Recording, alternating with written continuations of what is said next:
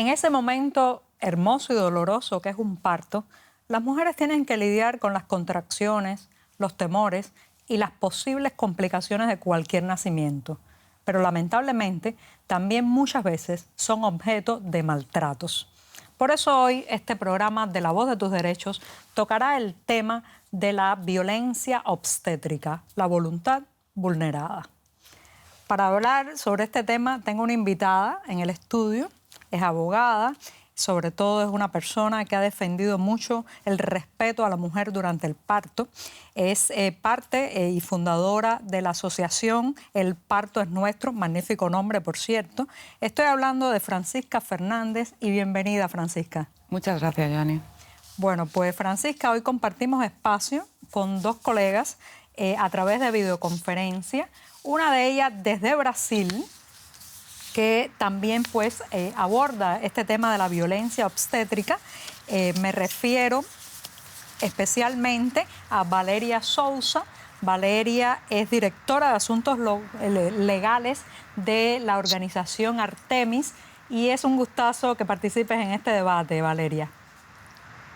Gracias por la invitación. Bueno, ahora desde Chile, también a través de la videoconferencia, nos va a acompañar para debatir y poner su punto de vista en este tema Michelle Sadler. Michelle es antropóloga social y trabaja en el Observatorio de Violencia Obstétrica. Bienvenida al debate, Michelle. Muchas gracias. Bueno, pues vuelvo al estudio contigo, Francisca, porque cuando te presenté como abogada, pero yo en realidad te veo mucho también como una activista que defiende el derecho a ser respetada, a ser escuchada durante el momento del parto que tiene toda mujer. Ahora bien, para avanzar un poco en este debate, necesito que con tu experiencia me ayudes a definir para todos los que están mirando el programa qué es la violencia obstétrica. Pues ha sido definida como una apropiación del cuerpo y de los procesos reproductivos de las mujeres a manos de los profesionales de la salud que nos cuidan durante el embarazo y el parto.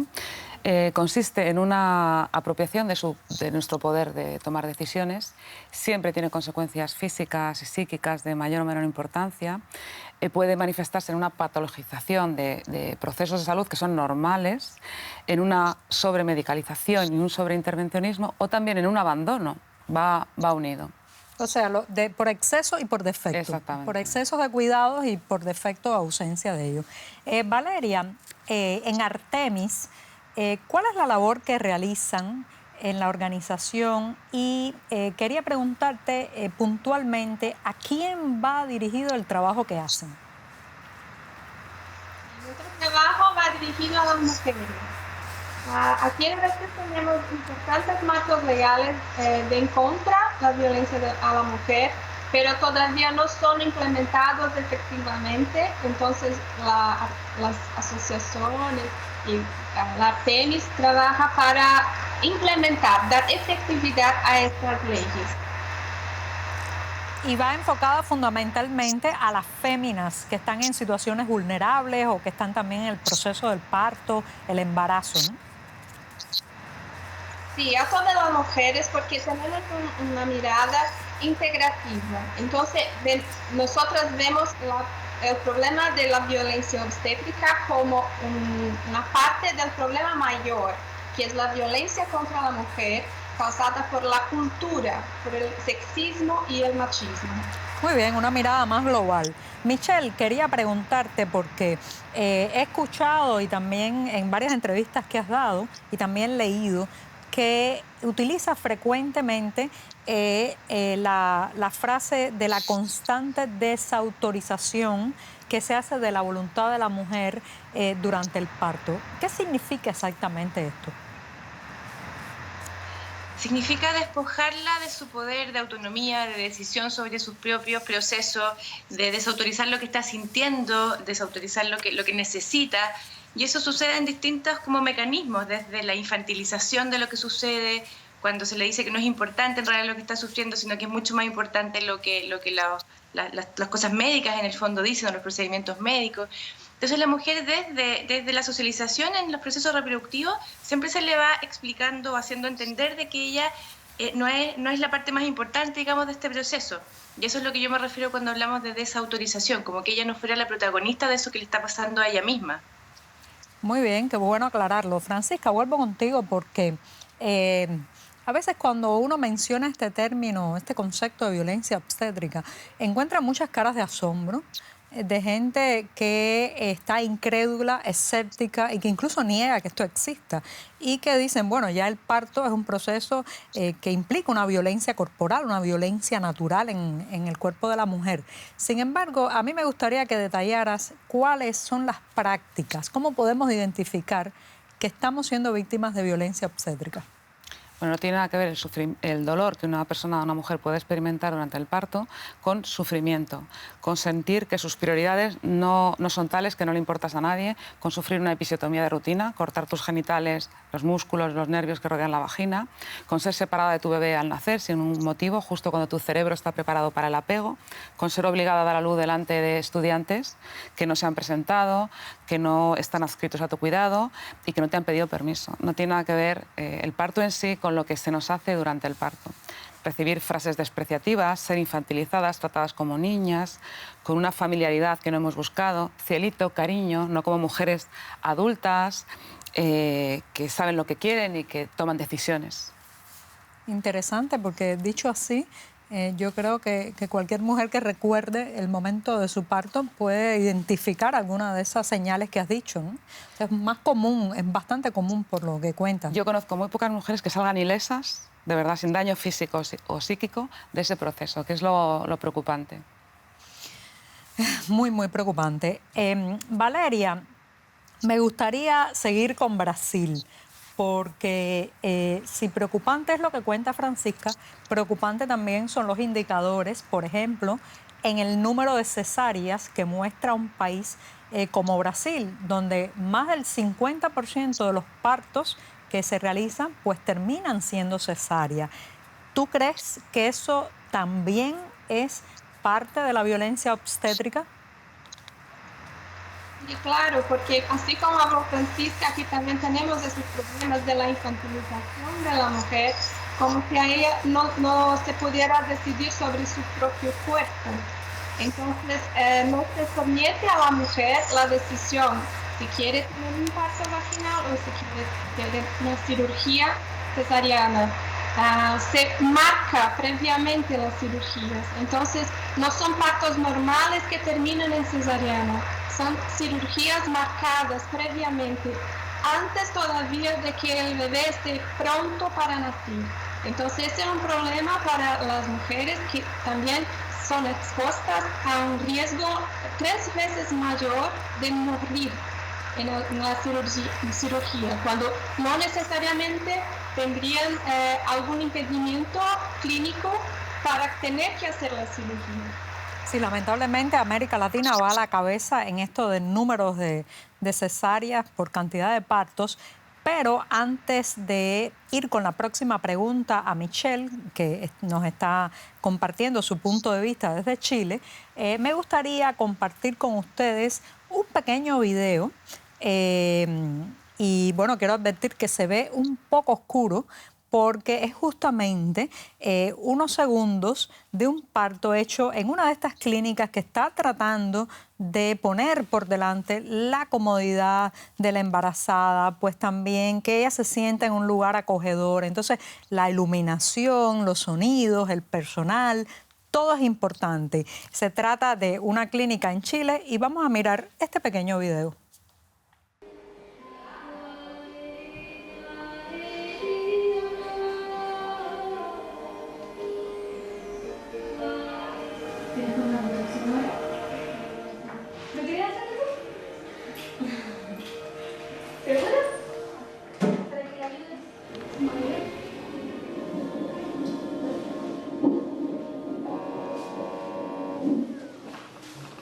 Eso, acomódate la mano.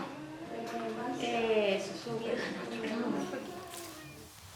Michelle, después de ver este video, me gustaría preguntarte si tú has notado algún tipo de cambio en el tratamiento a las mujeres que están en este momento tan hermoso y tan doloroso como es un parto. Si has notado en los últimos años que en Chile pues ha cambiado la manera de tratarlas a partir de que voces como la tuya pues están hablando en los medios de mayor respeto, mayor consideración y sobre todo escuchar más a la mujer.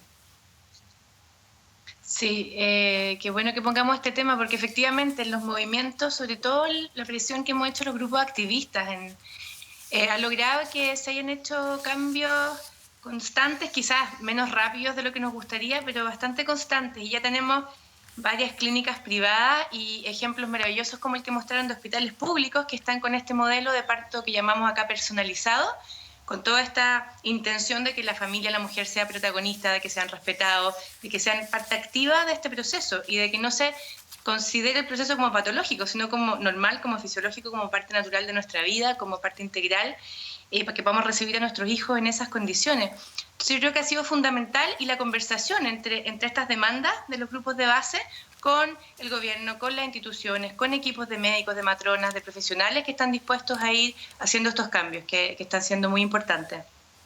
Bueno, por lo menos algo se avanza por lo que escucho decir a Michelle. Y Francisca, antes de ir a la historia más personal tuya, que me encantaría que me la contaras, quiero compartir contigo un mensaje que recogimos en la red social Facebook, donde les recuerdo que La Voz de tus Derechos pues siempre está compilando opiniones, sugerencias de temas y también pues fomentando el debate sobre todas estas temáticas tan importantes para nuestra región de América Latina y también de Hispanoamérica.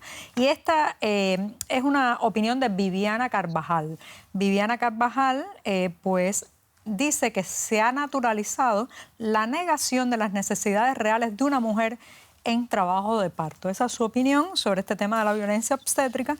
Y me voy con Francisca porque sé que has vivido en carne propia uno de estos partos traumáticos donde apenas fuiste escuchada y ya el nacimiento de unos gemelos donde pues intentaste marcar tu impronta, tu deseo y decidir con voz propia qué querías hacer. Cuéntame un poco esa diferencia. Bueno, con mi primera hija yo tenía un embarazo sano, era una bebé sana, todo iba muy bien hasta que entré en el paritorio. Ahí desaparecí como persona, como sujeto racional, parecía que solo concurría con la mitad inferior de mi cuerpo. Me trataron como si fuera una niña pequeña, me hicieron un corte, la episiotomía, que se desgarró, me provocaron una lesión vaginal muy grave. Mi hija nació sin respiración y sin latido cardíaco, hubo que reanimarla. Después de hacerme este destrozo de mis genitales, me cosieron de más y le dijeron a mi marido que me iban a dejar virgen. Virgen, para él. Esto quería decir, me pareció lo más humillante que me ha pasado en mi vida, que iban a estrechar de más mi vagina para darle más placer a mi marido en las relaciones sexuales. ¿Te puedes figurar cómo me sentí? Como un trozo de carne, claro, listo para coser.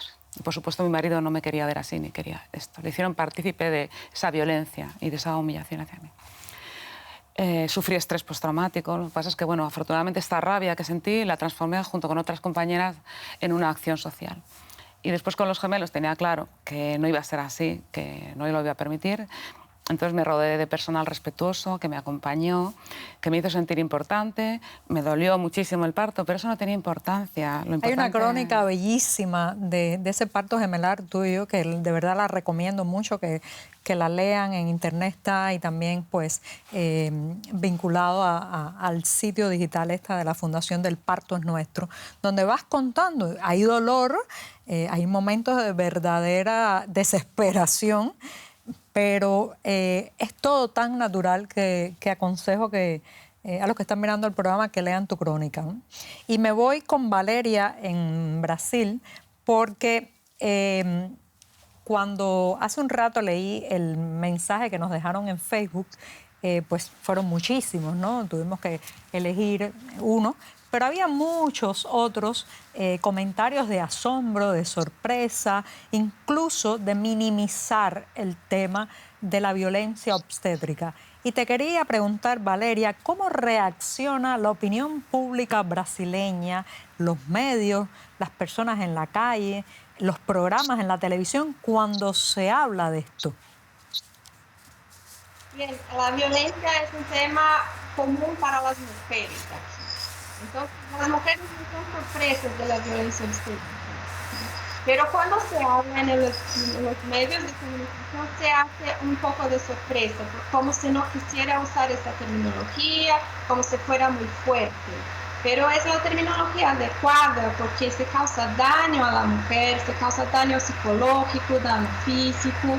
A veces no se puede concertar más, hay situaciones que no se pueden concertar más. Entonces, eso es una violencia practicada contra las mujeres hace mucho tiempo y tenemos que dar voz a esas historias para que ellas sean reflectivas con honestidad, con vistas a una mejora real del tratamiento de salud para que no se prive la mujer de recibir tratamiento de salud adecuado y con base en derechos humanos durante esta parte de su vida que es tan importante. Michelle, ¿es la violencia obstétrica algo exclusivo del personal médico o una mujer puede recibir esos maltratos también de parte de otros actores? Más que del personal médico, es un tipo de violencia estructural, nos gustaría nosotros plantear en el fondo, porque algo sucede a nivel estructural que termina haciendo que esas profesionales de salud ejerzan este tipo de violencia directamente sobre la mujer, pero ellos mismos, los profesionales de salud, han sido socializados en ese modelo, educados en esas intervenciones, en que los procesos son patológicos. Nosotros, conversando con alumnas, con matronas, con profesionales de la salud, sufren muchísimo. Hay estudios preciosos del sufrimiento moral, humano, de los profesionales de salud por tener que ejercer ese tipo de violencia, que también es socializado y finalmente lo internalizan. Finalmente, como hemos hablado en este programa, se naturalizan ese tipo de relaciones de dominación, de ejercicio de violencia.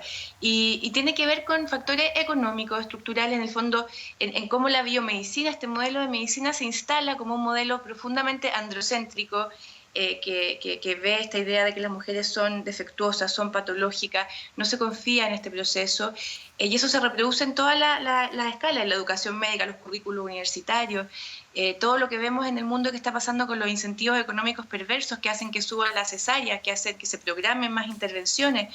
Entonces son factores que hay que analizar en un sentido mucho más global, más estructural. Francisca, Michelle mencionó otra vez la palabra cesárea y hace un rato yo hablaba con Valeria sobre el tema. ¿Tú crees que este aumento que se ha habido en los últimos años de la cesárea se inserta también en un tipo de violencia obstétrica? Claro, desde el momento en que a las mujeres no se les dice las razones reales por las que se les hace una cirugía mayor abdominal, que tiene tantísimos riesgos para ella y para su bebé, yo creo que hay un abuso de poder, que es lo que denunciamos cuando hablamos de violencia obstétrica, abusar de las mujeres. He sabido de mujeres que se han sometido a cesárea, incluso porque el médico va a salir de viaje y quiere programar el parto, ¿no? O porque el paritorio está lleno y entonces a las mujeres que van a dar a luz vaginalmente son muchas y quieren aligerar el trabajo. Sí, por condiciones y... Sí, que no tienen nada que ver con tu salud. Exactamente, que son funcionales de hospitalarias. Valeria, sí, por favor, adelante. Sí, cortito, pero es que hay una cosa importante porque hay también toda una mitología ahora moderna de que la mujer solicita mucho la cesárea por requerimiento materno. Y a mí me parece de nuevo otra forma de violencia en que transferimos a las mujeres la responsabilidad de lo que está sucediendo a nivel social, de que instalamos la cesárea como una cirugía rápida, eficaz, segura, cuando es todo lo contrario. Entonces muchas veces se le instalan tantos temores a la mujer sobre el parto vaginal que ella efectivamente después en el fondo adhieren o incluso a veces solicitan cesárea, pero no necesariamente porque ellas lo quieran, sino que porque están tremendamente mal informadas y porque todos estos mecanismos de poder han operado. Entonces eso también es importante relevarlo. Sí, muchas veces también por temor, porque han escuchado las experiencias de otras mujeres en partos naturales y bueno, pues se sienten realmente en pánico, ¿no? Valeria, voy contigo porque me gustaría que me comentaras también la relación, en el caso de Brasil, la relación entre violencia obstétrica y pobreza. ¿Son víctimas de la violencia obstétrica más mayoritariamente las personas pobres?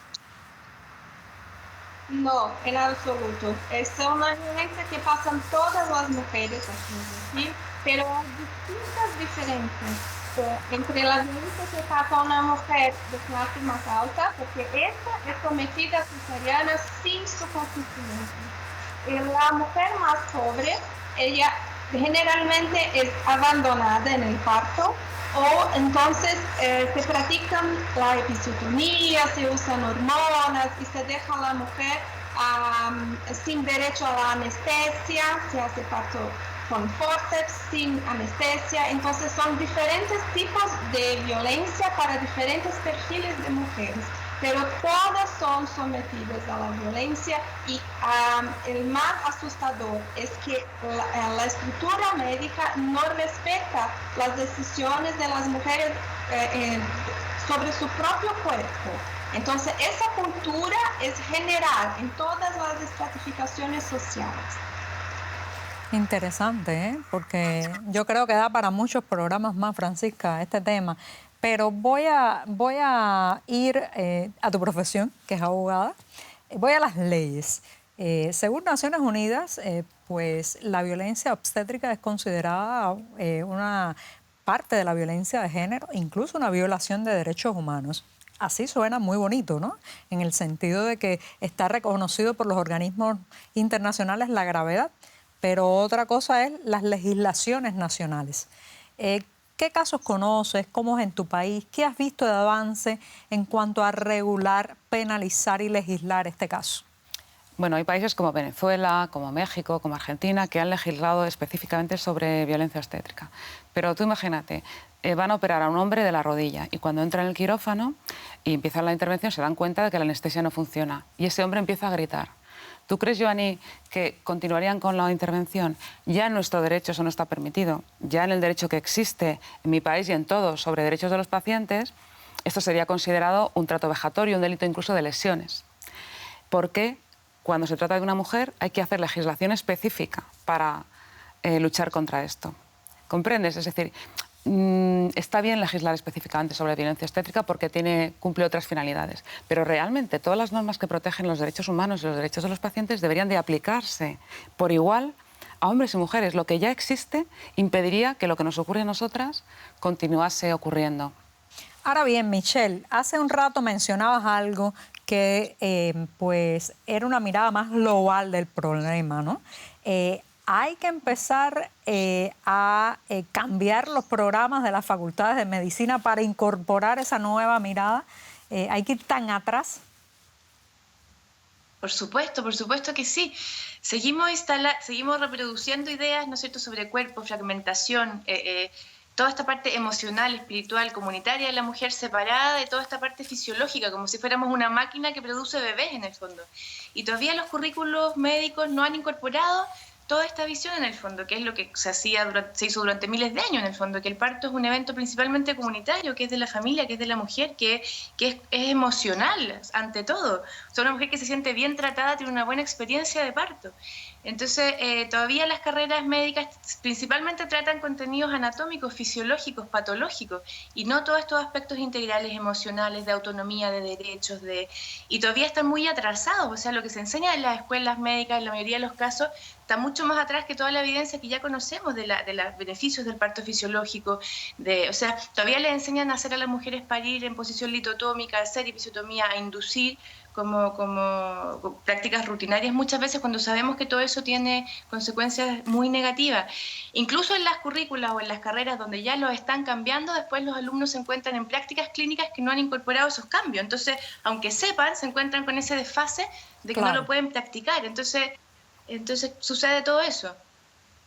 Ya, muy bien. Ahora, Francisca, ya casi estamos terminando porque el tema es inmenso, ¿no? Y se ha ido muy rápido también, pero esto que ha dicho Michelle, esto de que muchas veces se nos trata casi como cajas portadoras de hijos que podemos rompernos en el camino, ¿qué importa, no? Ahí viene el bebé, la prioridad es esa, ¿no? Siempre recuerdo también cuando mi parto, pues que dejé de ser llamada por mi propio nombre y ya cuando el bebé nace, entonces eres la madre de.